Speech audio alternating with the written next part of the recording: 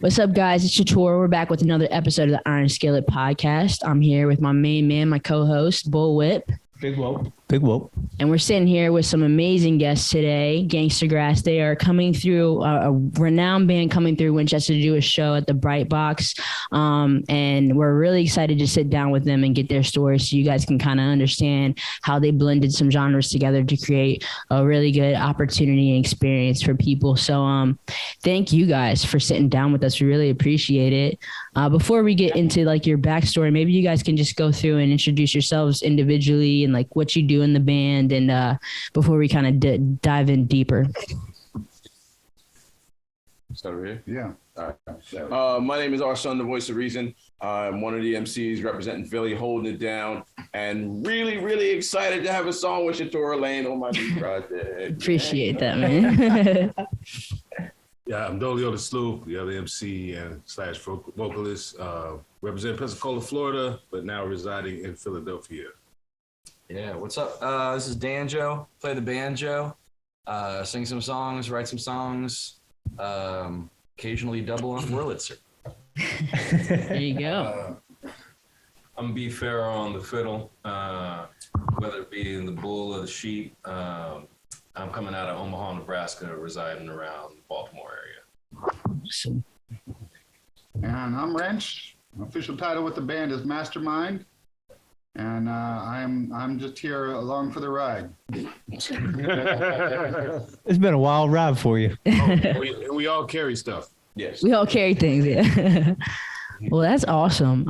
We're excited to have you guys sitting here, and I know we did a little bit of history and some kind of research in how you guys came together. And I know there's been a lot. You guys originally, the band formed in 2006, and there's been waves of that and evolution of that. But for people that are just listening to this that have no idea who you are, like what you're like, where you're from, how this came about, blending two genres that are kind of people would look at it and not understand how you're going to blend bluegrass and hip hop together and make something. Kind of giving us a little bit of the backstory of how that happened and how you all guys came together. He did it. Yeah. He did It's it. not my fault. I didn't do it. He did it. I was walking down the street one day and I tripped. I fell into Dolio and I was listening to some honky tonk music. He was listening to some hip hop, and they were going on at the same time as we were trying to pick ourselves up from falling. We were like, "Hey, that sounds pretty good." And Dolio was standing next to our son at the time, so he stumbled and sort of fell against him. Our son fell across the street and landed on Sleeves, who was sort of walking with Farrow, and then, but. The true story is they actually found me on Craigslist, so I wasn't a part of any of that. That's what I read, and I wanted to know if the rumors were true, but it sounds like they are. Craigslist, huh? They're Troomers. Yeah. No, it's true, man. I was Craigslist makes misconnections. Yeah, just if you ever want to get somebody for your bluegrass hip hop band, you make the posting just as vague and devoid of detail as possible. This literally said looking for a banjo player. So I see that and I'm like, all right, yeah, I have answered several of these today. So I will, man, there's so many banjo ads on Craigslist all the time. He answered the right kids, one. pick up the banjo. No, but I did. I really answered the right one. I came in and instantly I figured out like what was going on, what it was about. And I really felt like, there was an opportunity for me to slot in and be a part of this and do some crazy stuff. I think banjo really fits. Yeah, that's the moniker. Before we get a little more into detail, I want to know, you said you stumbled on, you guys were both listening to the same or bluegrass and hip hop. Was there any doubts of bringing the two genres together? Like somebody's going to hate this, It's always made sense to me, and not just bluegrass, but honky tonk, other kinds of stuff where I grew up with both kinds of music, and I want to have the twangy stuff in there, and I want to have the block rock and beats, and it always seemed to me obvious how they could go together. No, it's an amazing thing, and I'm gonna save it because it's kind of for a later part. But I feel like branching those two separate pieces of music and bringing people to, kind of making them see how they work together can do a lot more for the world, also outside of just music. So I love what you guys are doing. I think it's awesome. Get it? She gets it. Yeah, yeah, it makes sense to me. I don't know, but I know. I was so different.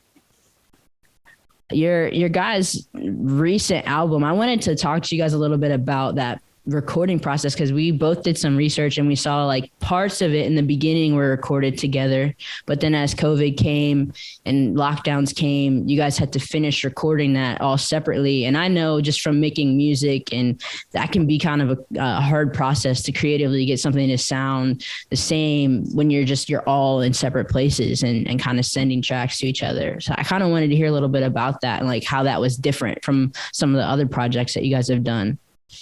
Can I quote Ironmonger? Yeah. In a cave with a box of screws. Yeah, it really was.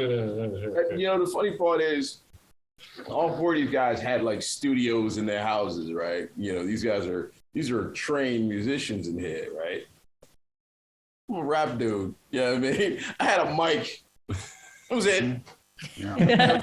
And so when everything shut down, we had recorded 3 songs in Philly. And then when everything shut down, we were like, well, we still want to do this. You know, we're going to make this happen. So like stuff started coming to me in the mail. And I'm like, what the hell is this thing? And seriously, I had no idea how to work my DAW. Like Dan just walked me through the whole process to get it set up. And we recorded the whole thing, the whole rest of the album, man. And it's a testament to how important the album was and how much it needed to happen because we got the whole thing done. And it sounds fantastic. Like we got everybody's sounds and sent them all to Rench. And Rench, this dude laced the whole thing, man, and really layered the whole thing and made it sound fantastic. That's why I call him the Mastermind, huh? Yeah, exactly. That's exactly it. Produced by. Right. And that's exactly what, it speaks to not only how important it was to get it done, but how talented these guys are at making all that, making the whole thing happen and really, really putting their foot in it, man. It's something we're really proud of. Yeah, I mean, it also says a lot about how good of a producer Rench is. Yeah, man. Plus, we a lot of this stuff, most of the album was written prior to pandemic. And by the time lockdown happened, we had already, rehearsed these songs and played them a bunch of different ways and played them a bunch of times. So we were just getting ready to get it all into the studio. So that's how we ended up having a few of the first few tracks that were recorded done in the studio. Everything else, we were just like, okay, what do we do now? We're going to do these songs that we already been practicing. Yeah. There you go, because they're ready. Testament to how ready we were to do it, but not all of the songs, like you said, most of them. Most of them. A couple of them. One of them was a couple of them like that have guest appearances were stuff that was kind of like in the formation. It was like the gaseous mass before the big boom. Yeah. But and one song actually came out of lockdown because of the live stream that we have been doing. Yeah. Which one was that? Do Better. Yeah. So Farrow can talk about that. Yeah, I was just messing around with the bass line, the Shalimar bass line. And I was doing a live stream and just happened to flip the rhythm from that bass line and made it a different bass line. If you listen to the Shalimar tune, I'm trying to remember the tune. I think it was oh man, there's just so many good Shalimar tunes. Don't give it away. It was the one called Don't Sue Us. Yeah. Yeah. And we ended up flipping it, putting it in a different key, and the Rench took it and ran with it, and then the whole band ran with it. Yeah, that was cool. So it was sort of a kick the can process. He sends it over to me, and I record some banjo parts on it and send it around. The MCs, we get a beat on it, we get some verses, and we did that all from our own homes. That's amazing. We got real cool and added a buddy of ours from out in Portland, our man Randall Wyatt, put the third verse on there. Because we were like, all right, well, let's see what else we can do. And again, it really does speak to not just how talented the squad is, but the cast that we roll with, the cast we work with. The track Go You 100, our good friend Demeanor from North Carolina. This kid is, 22 years old and nice, and a very nice piece of the foundation, man. This kid is so dope. Yeah, he's definitely going to be the next generation of this whole wave because he's an MC, he's a banjo player, he's a fiddler. Yeah. He's something else, man. Sounds like you guys just find talent everywhere you go. So you know that, Shatora. You know who we roll. You guys, I appreciate that. No, I was when I was reading that, I think it's a testament too to just like how passionate you were about the music. Because a lot of musicians I know, they're just kind of like, we're gonna pause for right now because it's just too hard. You know what I mean? Like it's just too hard and it's kind of stressful for me to try to put this together like this. So the fact that you guys didn't let that separation and isolation deter you from pushing your album back another year to 2 years, I think that's a testament to you guys and your belief in like what you wanted to say. It was 50% the technical ability of Rench and the fact that we had all the production process in-house, and then 50% just a massive amount of inertia. I mean, coming off of 2019, we had been playing together. We were so hot, we were so tight. And I mean, I can't describe for you the 2020 that we had booked, we had scheduled. So we had this immense amount of energy going into this just epic touring schedule that all of a sudden we were packing. We were literally packing. We had heat, and then all of a sudden there's nowhere to go, and it was just like, you're right that like not a lot. I think there was a lot of musicians that absolutely made a good decision to just take a break and recover from just the tragedy of everything. Mm-hmm. And the only thing really I think that really kept us able to do it was just that we had been doing it so much that we were locked in enough to do it with like one hand tied behind our back and still have it come out okay. Yeah, we were with that, and we jumped immediately into the whole, Zooming and all of that stuff, because streaming and mostly because some of us were starting to already dabble into it because we had to work, and we just kind of made that pivot because if we didn't, we'd all go insane. Yeah, I can relate to that for sure. I'm not even gonna lie. Well, I'm not even gonna lie. I had bills to pay. I was like, hold on, we're not gonna do what now? Something else. I mean, I'll make $1 out of 15 any. I was gonna get the paper regardless, but as far as like us continuing our creative process was one of the things that helped us to cope with the lockdown, and also just because our fans, well, I don't like to say fans, our supporters of our movement, a lot of what we do hinges upon our interaction with them and our ability to communicate with them. And if we were to just drop all of that, all of a sudden, then we lose that connection with them. So we had to keep the creative juices flowing. We made 2 whole new projects in between that too. Out 3 whole projects. We made 3 whole projects in addition to that album that we dropped. Wow.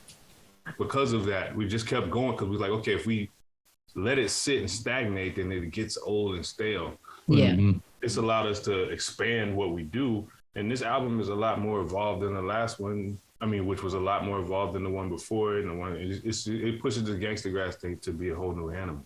No, yeah. One thing that me and Shator were talking about before we jumped on here is the title of the new album and how fitting it was for the times and No Time for Enemies. Was that came up with during COVID, before you guys started the album, after?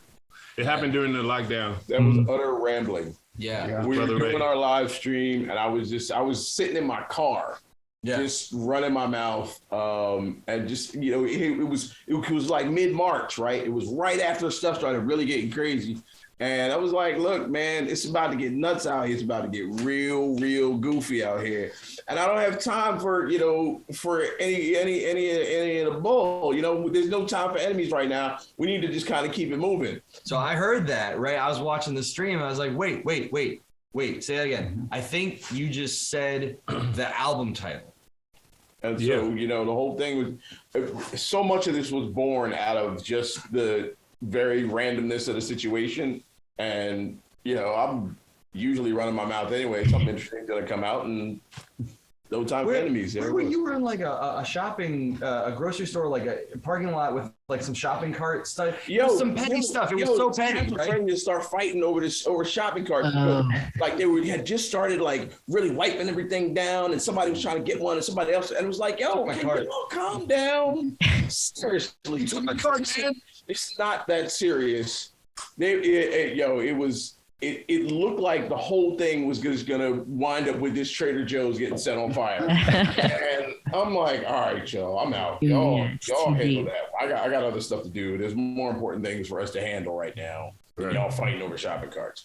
Right. We got the exclusive on how the new album came about, the title. It started over shopping carts. There you go. Shopping carts and Trader Joe's fires. Live streams. I think. Went off a market. No, I was down in North Carolina. Oh, okay. I was telling him I thought it was super fitting, even because I mean I know how I felt at that point in time and like what I was seeing in the world, and I was like, man, if it keeps going so far divided, it's gonna get worse and worse. You know what I mean? Like people got to let some things go. Well, it was an election. It was an election year. Yeah. It was political unrest. Yeah. People getting burnt to the ground. This was even before George Floyd. Well, the thing before George, there was a mob robbery. Yeah, it was a mob before that. Right? And so, the thing is that it was starting. It was really starting. Yeah, when Big Floyd got murdered, it was like it was like when you drop water into a barrel and you get that little membrane at the top where you can see the water starting to rise above, and it's above the lid, and that's just not spilling over. Mm-hmm. It was like Big Floyd getting murdered was like the one drop to make the rest of it spill over. Yeah, definitely. Because before it was Floyd, it was Ahmaud Arbery. Before that, it was Sandra Bland. Before it was Mike Brown. Before that was Trayvon. Before that was Eric Garner. It's like it's thousands of names at this point. Yeah. Out of spaces for hashtags. Yeah. The thing that we were able to do, like you said, most of the material was written already. But what we were able to do for Juneteenth, we had a track, a single release queued up, and it was going to be something else. And then we saw the protests, starting off, and we saw that, and we figured, you know what, this might actually be a better time. We have this track, Freedom, and it's already queued up, like it's already ready. It's ready to be released. Yeah, but can we just put that out instead? And that ended up being a really nice way to kind of respond to the times, and hopefully give people something that would be, meaningful and helpful to them. Definitely. Yeah, because that was and that was consequently one of those three tracks that we recorded before lockdown happened. Wow. Because folks thought that we put together a song to put out for Juneteenth. It was like, nah, we already made it. That was already in the can. It's like, we weren't writing this stuff topically about 2020. It just so happens that these are all problems that have been happening since the beginning of this country.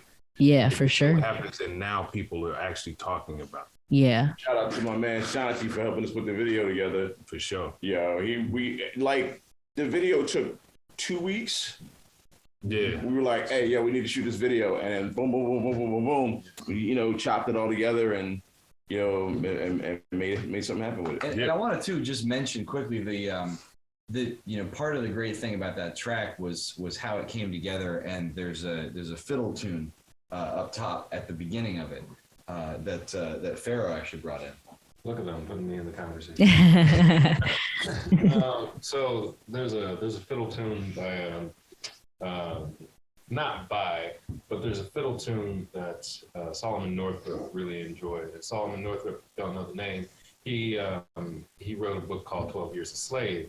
And I happened to be reading it. I think I was on another reread of it, and came across the tune, and I had learned it, and it had just been under my fingers for a while. And I was playing it, and Dolio and our son were hearing me playing, and they were just vibing on it, and they just out of sheer black joy, we just Came up with the hook. It was literally like within like a minute or so of him playing. I was like, yo, this is kind of banging. And I was like, yo, you know what? We should turn this into like a new millennium Negro spiritual. That's exactly what happened. And I was like, but it's not going to be any of that hope for justice someday. It's like, no, we're going to take it right now. You know what? Yeah. I haven't really shared before.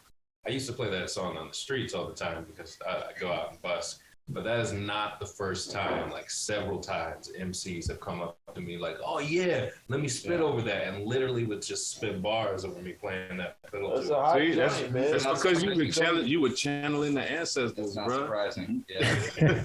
Yeah. So I feel like when songs like that come together so effortlessly, like it just kind of it falls out of you. It's not like you're sitting there trying to think of what to say or how it's gonna react to somebody. Those are just pieces of music that are like that was meant from something way deeper than even just you. So I think that's awesome. It was spirits definitely moving the pen on that one because both of us had verses within like the first 10 minutes. I was just like, yep. Right. You can't even keep up. You're just like, okay, let me just get this out before yeah. That's amazing. I was gonna say, I know I'm not the only one that still writes on notepads. y'all write? Y'all pen on notepads? With 5 notebooks in it, man. My man. Yeah. Every time I get a new book, I'm like, all right, well, let me start some over here. Yeah. I actually just started writing on paper again for the last mixtape. Yeah, because you got to. Yeah. Plus, I got a whole bunch of pens, so I may as well use them. Might as well use them. Yeah. But I got, chapters on this thing. Mm-hmm. Well, I know we want to get to do you have anything else about the new album before we pivot to the I got a couple things. Yeah. I want to say that myself and I know all your supporters really resonate with you guys being, the positivity, the unity. And I think that alone pushes you guys to a whole nother level because nobody's, let alone bringing bluegrass and hip hop together. You guys are bringing, communities together with what you're doing. So I wanted to shout you guys out for doing that as well. With the new album, how does it feel to go #1 on the bluegrass charts? Good. Yo, we've been trying to get that #1 spot forever. Was it American Music? God, I got that. It was in the top 10. Yeah, it was up at 5. And then Pocket Full of Fire peaked at #2. Yeah. Oh. It got very close. And then we were just like, and then we got this one during a pandemic. Yeah. And everything was locked down, no touring and stuff. And as you know, bluegrass is by far the most popular genre of music in the country. So there's nowhere else to go. There you go. Real quick, we got to thank our incredible team. Back there. A lot of that has to do with our manager. Really through for us. If your manager sells your merch and then logs the sales, it turns out that's actually a very important way of getting on the chart is to actually write down the sales. Smart. And keeping track of the sales, knowing which stores to get your stuff into. It's actually really important. Pinpointing where the audience is and all of that stuff, especially just from being from touring, we were able to, know where the audience was. Mm-hmm. Being able to make those connections directly with our fan base they were able to, I guess, front load as far as getting the sales before the album actually dropped. Because they were ready. They were like, they've been locked in the house for a year. They're like, okay, give us something. Yeah. We're like, we got it. Well, I got something for you.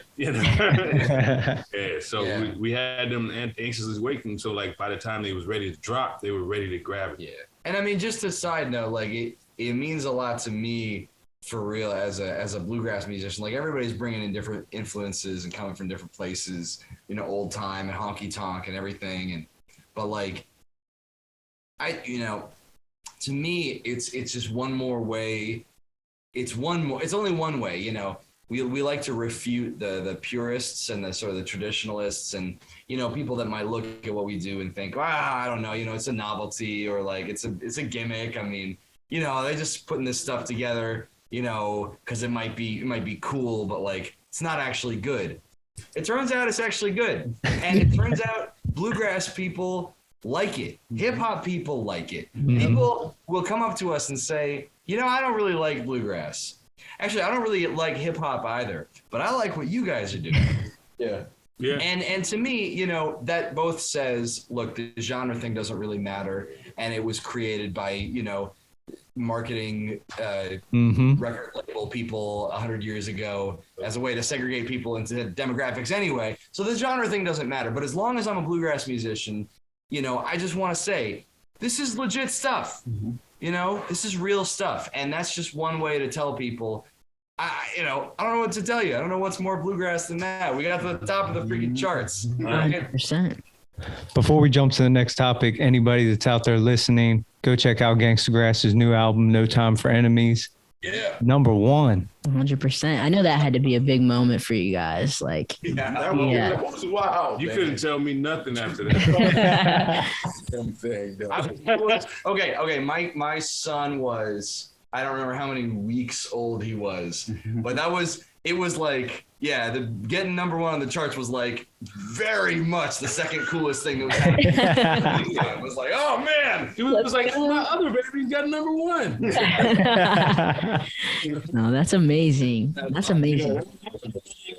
Yeah, I mean, Well- it was hard to tell me anything at that point because it was like, it's you know, as an independent artist, there's always that crowd of people around it, like, yo, are you still doing that little music thing? 100%. Yeah. Because you know how the culture, and when you say "lil" right in front of something, there's always that little bit of disrespect. Yeah. So it's like, yeah, and it's like, okay, yeah, I'm still doing my little music thing. Check this out. Yeah. You know my favorite.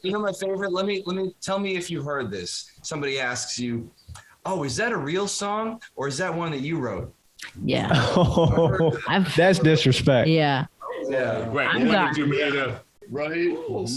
I'm sorry. At this point, there's no difference. Yeah, no, for sure. I've gotten that. And maybe not exactly those words, but it's like you throw up a little remix of something and they're trying to kind of throw shade. Like, okay, all you did was throw a verse on They this. just mad. Like, I'm just getting reps, you know, I'm trying to get some reps in the gym. But it's got to push your pen. So That's right. You gotta walk that thin. Yeah. That's I right. do know that feeling for sure. Well, I know we wanted to ask you guys about the other pretty big thing that happened with you guys being on America's Got Talent. Like that had to be an amazing feeling. And I got to watch some of the performances off of that. And that's kind of where I heard you, Rench, talking about the meaning behind Gangstagrass and bringing people together and it being more than just music. And I believe in that. And I think that's amazing. But I wanted to know about that, how that whole thing came about, like how you guys got that opportunity. What did it feel like to be on that stage together, knowing everything you guys have been through, how many albums you've made, and to kind of have that type of appreciation on that big of a scale? Well, at first we didn't even think it was real. No, for real. We thought it was like somebody trying to spam us on social media because they, you know, you keep getting hit up with those. You know, if you rap, you keep getting those messages from people. Who like, oh yeah, give me $500. I'll put you on a mixtape and that type of stuff. Hey, So man. we get to our TV. we thought it was one of that. We thought it was that. Y'all- And we was just like, yeah, okay, you ain't know it. Y'all America's edit Got these, Talent. right? You know, Y'all edit these, right? what? Yeah, we can edit them. Funny, during the pandemic, Redman hit us up. Oh God, really? Are you kidding me? Or his marketing thing. Oh. Oh Lord. It was probably one of those scammers, man. But Yeah. give us a couple $100. And Yeah. That was not Redman, I guarantee you. He's like, I bet it. Rench, what was your thought on this But man, having done this for so long and then Yeah, and it wasn't something that I generally would have been like interested in because we got plenty to do. We're touring, we're releasing albums, we're building our fan base. yeah, normally. A show that has like magicians and dog tricks and stuff on it wasn't really like, oh, that's where we got to be. But yeah. since we had our entire tour canceled and had no other way to like perform for people, it was a chance to go out and be performing and get in front of some people and do our thing. So we weren't busy. Yeah, So why not? Yeah, actually being on stage at America's Got Talent for the audition was the first time that we had been on stage together in like almost a year. That's right. And Wow. just like with recording the album, it was like, you know, we haven't done a show in a year, but we got right into it. it's okay. Like we nailed it. Mm-hmm. No, that's amazing. Yeah. We nailed it. Yeah. We nailed it. Yeah, because there was a lot of preparation and thinking, okay, it's going to be this big like audition thing. You're going to be nervous. But then once we got onto a stage, it was like, we're on stage. We know how to do this. Right. Yeah, some of these people like, this is their first time on a stage. Like they have a talent, but they've never performed it before. And us was like, everyone's all nervous. We were like goofing off on stage, just cracking up. Like, okay, but stop laughing. We're about to come in. The cool thing though that you mentioned, Shatora, like the stuff that we were talking about like what, you know, our mission is and what we believe in and everything, that was the tipping point that said to us that it's okay for us to do this, because the one thing we didn't want was to be misrepresented or to be put on, like I said, like some kind of novelty or whatever. Yeah. And the producers really talked to us and they heard us out and they understood what we were really about. And so when we were able to talk about that, you know, on the show, that was something where we felt like, all right, as long as we actually get to be honest and be ourselves and be true to what we are, okay, this is going to be good. No, I can imagine that would be huge for you guys. And that, like I said, that piece in itself, like stuck out to me. And I feel like people that don't know your music, that hear that first and then hear like what you guys are actually saying and you know what I mean, how it all comes together, it makes everything make sense. So can I really quick talk about the intro that they gave us, where they were like, there was like an American flag, you know, for cold open from the commercial break, like America is a land of opportunity. And they come together and they become superheroes and they fly through the air. And now it's yeah, it was wild. But the crazy thing about it is that it doesn't, although it's portrayed and pushed as a competition, it doesn't feel like that. It feels more like we go to a lot of music conferences and conventions and things for the organizations that we belong to, and it feels more like that. Actually, it felt like a conference where everybody just has a little showcase where they show off what they do. Yeah, it really did. You know, it really did feel like that. You know, and with workshops and stuff like that, because we've been on the road for years and we've done thousands of shows, but we never had like enterprise level guidance to this type of stuff. You know, right before, you know, the No Time for Enemies was our first album on an official like label, you know. But with NBC behind all this stuff, we got a chance to see how an enterprise level operation works. You know, you got like 2 city blocks worth of production crew. Oh my God. You know? Shout out to the crew. The crew. Really quickly, because they were great, man. And they were safe. We went out there in March, April of 2021. Like we had just barely gotten 1 or 2 shots of the vaccine in us at that time because it was just available. And so we were still very much at risk. We were very much taking it seriously. And the crew just one of the safest operations you could imagine being on in terms of COVID safety, general safety, professional,ism. Real shout out to them because that was, you know, we were concerned about that. They did the damn thing. Yeah, they were super tight ship. Yeah, shout out to the fact that we had a whole stretch, like a mile of road shut down by the California Highway Patrol. Yeah, so that was hysterical. So that little vignette that they showed of us in the van and all of that stuff. In order for them to shoot that stuff, they have to shut down a whole lot of road. You know, we're driving and they're driving next to us, shooting us. So they shut down the whole. You don't think about. I never thought about that, but that makes sense. You can't just be like. We were on a highway in the desert, and for like a mile that way, you can see the cops blocking off the road, and a mile back that way, there was the cops blocking off the road. Bonkers. It's just us, you know, cops on either end, a film crew, desert heat, and tumbleweed. Rock stars. Yo, it really did feel like some rock star stuff, man. Because it was like, Rand and I looked at each other. We was like, the police is stopping the street for us. Yeah, right. Yeah, we're not cornered. We hit another level. We got an escort. I remember during COVID, my girl actually showed me y'all's audition on America's Got Talent. And I was like, oh man, that's cool. Shator knows them. Yeah, man. That has to be huge for all of you guys. Cause like I told as many people as I can about your guys' stuff, but like to be on that stage and get to cast your net out to that many people at once, it had to be a cool feeling. Yeah, especially because that's our main hurdle. Because what we do is so different that you can't categorize it. Mm-hmm. It's hard to put it in a box. It's just hard to put it in a box. They don't know. It's like you go to the store, they don't know what shelf to put the food in, you know? Yep. Yeah. They're like, is it a vegetable? Is it a fruit? And when you asked like whether we had any misgivings initially about like, do you think this is going to work or not? Like we didn't, you know, we're the ones doing it, you know, of course we're on board with it. But Farrow had some misgivings initially, I think. Oh, I mean, it's big TV. I don't need to speak all of those misgivings. That's good. One of the things that we got very good to be like, how are they going to portray us? How is this going to come off? And we have the whole concept of even doing Gangstagrass in the first place, doing like bluegrass hip hop together. Mm-hmm. Because you know, and that's the thing that's the same thing. Well, he was skeptical up until the point he heard it. Because that's the thing. As soon as you hear it or see it, okay, you're like, oh yeah, this is the thing. But a lot of people, fans and potential collaborators, a lot of people will hear it and or hear of the idea and think, oh, you know, they'll imagine like something not very good. Mm-hmm. And just like, oh, that's probably going to be terrible. And of course you could do this in a bad way, but that's not what we do. No, yeah, you guys are awesome. It's like when you describe a turducken to somebody. It's not like that. No. Look. All right.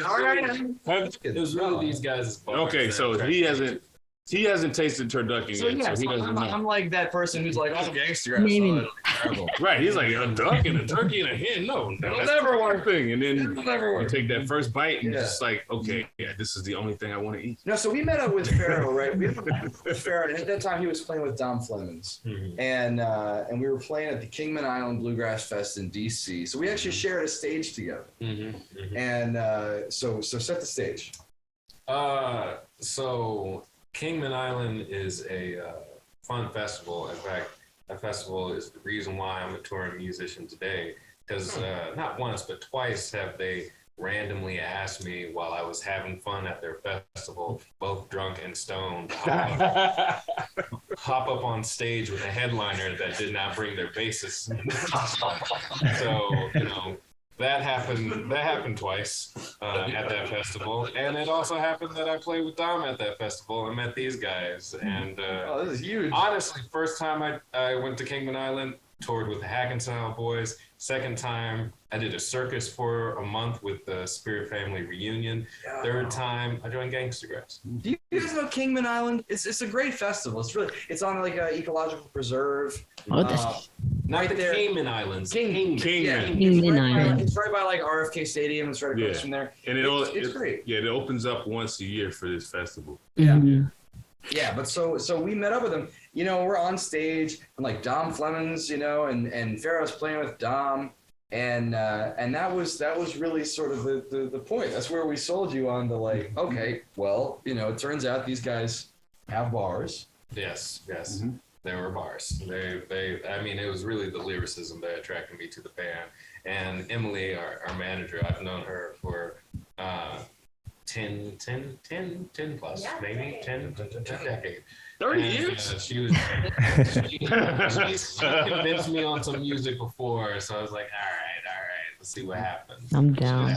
She's a very persuasive person. It's good, man. And it's important to have that kind of person. It's important to have the advocate, you know, the evangelist, to be like, go Gangstagrass. You gotta check that out. Yes. 100%. I try to be that person around here. It's funny.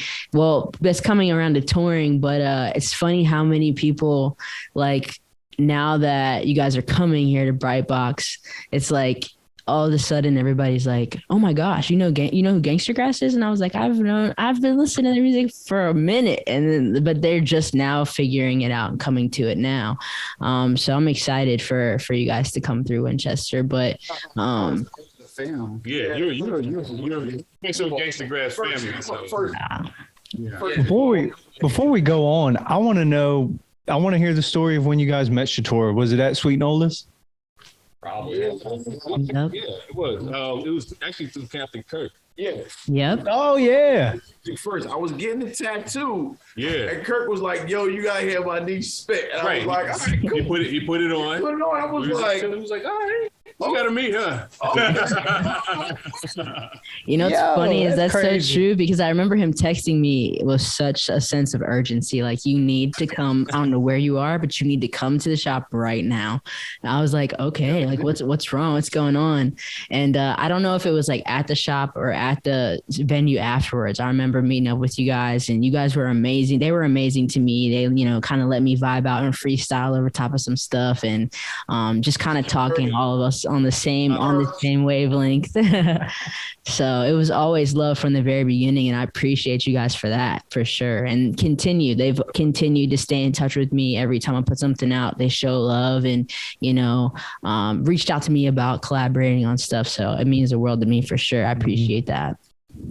no question, man. We are, one of the things that we've been doing, and like we were talking about before with the cast that we collaborate with, is like, if you're dope at what you do, we try to be down with it. You know what I'm saying? So That is like our only criteria. yeah, all you have to be is dope. That's all You I can know. be the dopest klezmer player in the world. You can be the dopest. Listen, we got homies back in Philly, our friends Sad Paul and Sad Patrick in Bethlehem.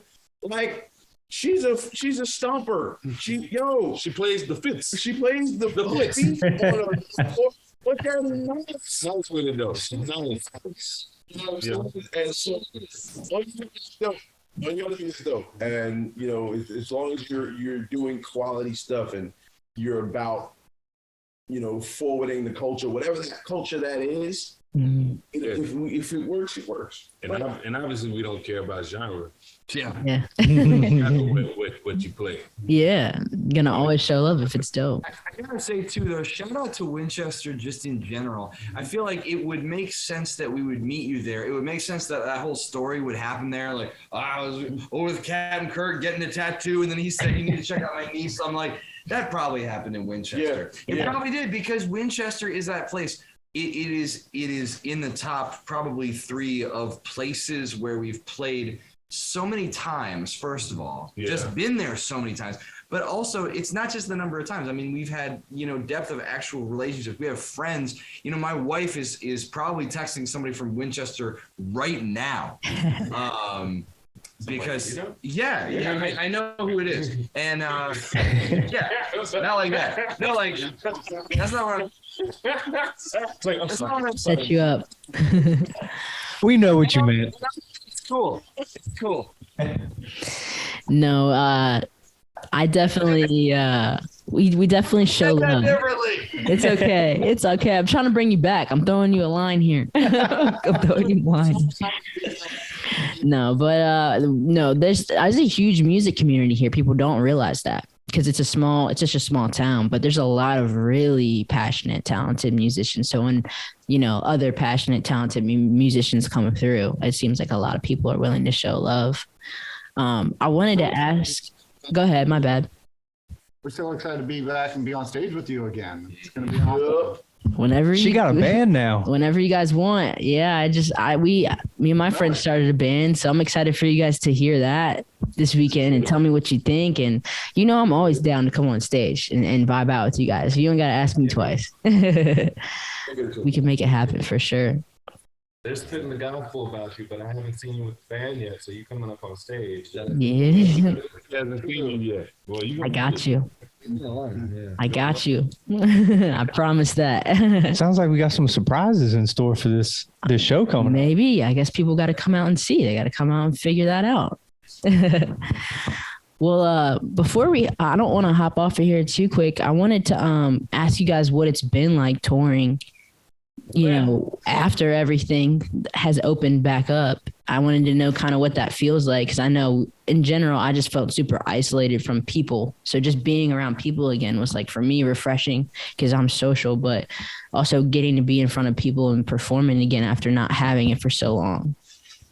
Well, we kind of started last year. We had a few limited appearances shortly after the AGT stuff, but in a more regulated, safer type of environment, taking all the necessary precautions to ensure the safety of our families and Like such. outdoor shows. And So doing outdoor shows, masks, and if it was an indoor type of thing, it was masks and vax and all that stuff.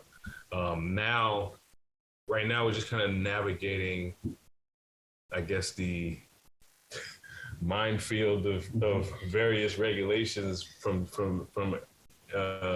state to state. every day, A different state is relaxing stuff. Venue to venue. Fortunately, a lot of the venues are still adhering to the agreed upon protocols. Mostly because we're trying to take precaution, with this, because we have connections to the knowledge to know that the relaxation is premature.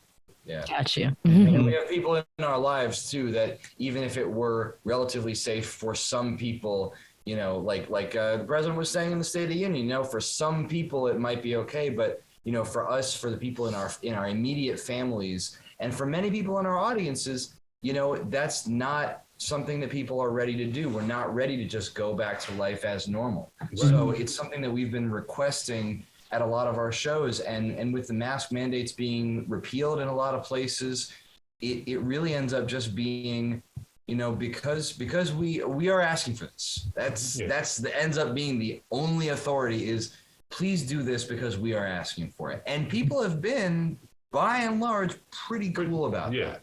Yeah. Yeah, and it's they understand we're trying to keep our family safe. All of us have been affected by this in many ways. My family lost people in my family to the order of double digits. So I take it extremely personal when it comes to this, but also just a lot of us have seniors in our lives and immunocompromised people in our lives. Infants. Unvaccinated infants. Right. With the exception of Farrow, we all got young kids, and we're just trying to make sure that we don't bring anything unsafe to them. And we also want to ensure the safety of our audience because of the way that our music appeals to people of not just different cultures, but also different age groups. We have people who bring their babies. We have people who come with their grandparents. We have people that come with their grandchildren. You know what I mean? So you've been to the shows. We have fans in their 80s and 90s. Yep. And we also have fans who are like eights and nines months. At the end of the day, you can't say it's fun for the whole family if it's not going to be safe for the whole family. Yeah. Definitely, 100%. We don't have any choice about. We have to care about it because that's who we are and that's in our lives. Right. For sure. There's also the selfish desire to make sure that there's not a variant named after us. Yeah, there you go. Oh, you remember everybody went to that Gangstagrass show and got the double G variant? No, we want to be famous.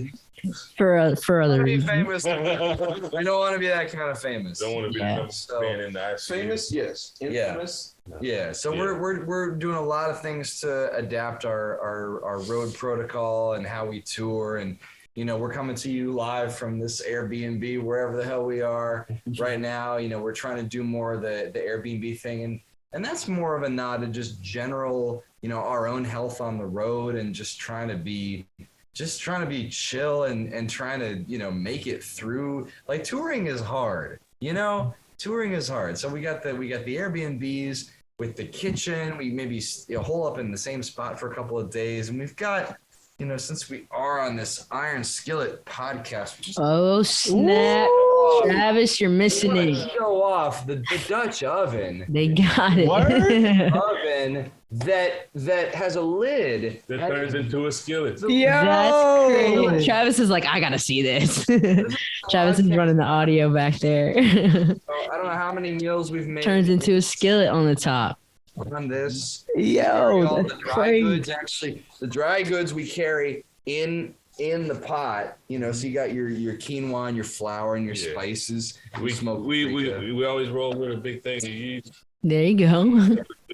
We got our own little kitchen kit. We do a lot of cooking. We do a lot of fellowship and sitting around the fire and baking bread and grilling meats and all kinds of, you know. But it acts as a having the pandemic. It has definitely brought us closer together. Because when we did eventually start coming back out, we had missed being in each other's company so much that, you know, we didn't, you know, it didn't feel right for us to like be in like separate hotel rooms or whatever.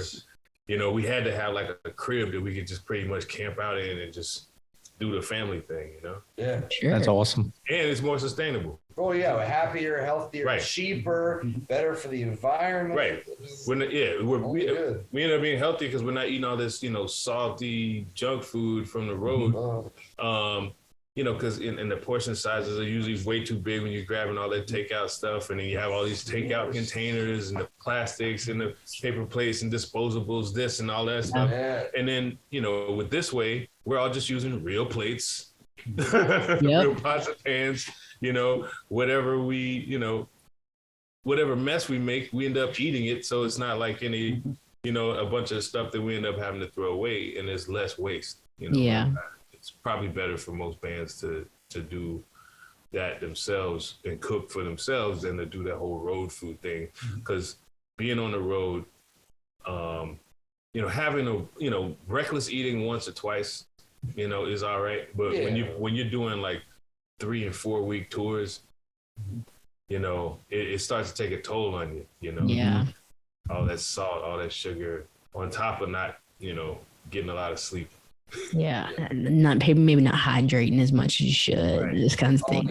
Oh yeah. Our manager got us personalized water bottles to make sure we stay hydrated. Yeah, reusable. There you go. So we're not, you know, having to dispose of a lot of plastic water bottles from all the bottled water that we end up consuming on stage because, you know, we work up a sweat. Definitely. Man, not only are they positive and bringing unity to the community, these guys are going green, eating healthy. People need to take some notes. We got green right here, so there you go. There you go. It's like the title of the album. I mean, No Time for Enemies just came out of like, we don't have time. We don't have time for enemies. We don't have time for waste. We don't have time for unhealthy living. Like, there isn't really a lot of choice. There it is. You know, this is really the only way that we can continue to do this.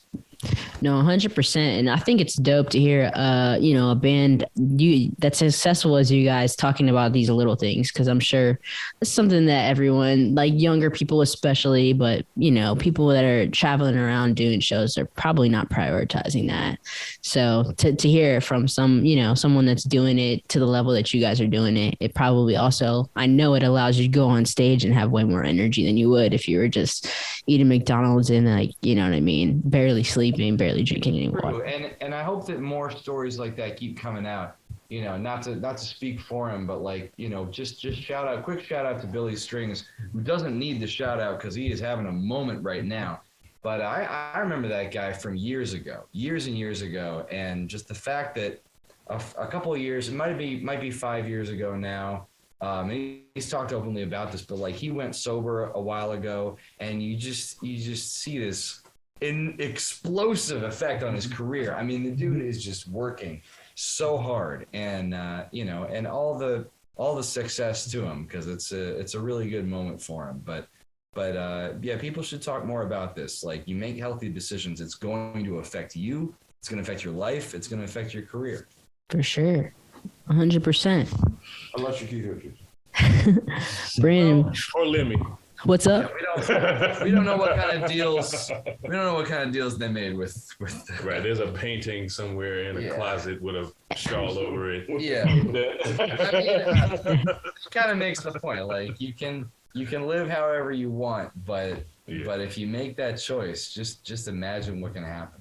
You know? No, for sure. 100%. 100%. Well, Brandon, before we hop off of here, you got anything else you want to touch on? No, I don't have any more questions. I just want to say, since I've been introduced to you guys' music, you know, I've been diving in, and it's really refreshing, you know, because I'm listening to a lot of hip hop. I'm listening to rock at work. So it's really refreshing hearing something new, which is really hard to find nowadays. So shout out to you guys. So everybody needs to come out this Saturday, March 12th, to the Bright Box, because Gangstagrass is going to be in the building. They're going to tear it down. If you've never seen a live show, if you've never seen these people live and in person, and you've never heard of this type of music, it's something to come out and experience for sure. So definitely come out. Bullwhip's going to get on stage. He's going to spit some bars.